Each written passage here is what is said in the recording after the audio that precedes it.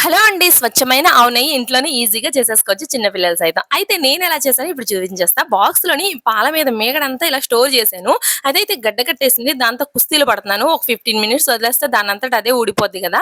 అయితే ఇందుట్లోని మిక్సీ వేసేసి గడ్డతోటే ఉంటుండగానే వేసేయాలి. ఇక్కడ చూస్తున్నట్టుగా ఇలా అయితే వస్తది 3 టైమ్స్ మిక్సీ చేశాక.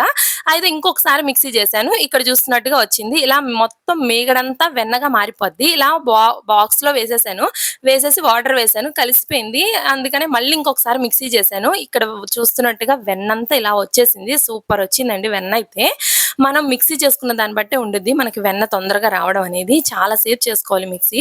చేసేసామంటే చక్కగా ఈజీగా మనకి వెన్న అనేది వచ్చేస్తది. ఇలా బాల్‌లా చేసుకొని 3 టైమ్స్ వాష్ చేసుకోవాలి. ఎందుకంటే ఫ్రెష్‌గా ఉండుద్ది.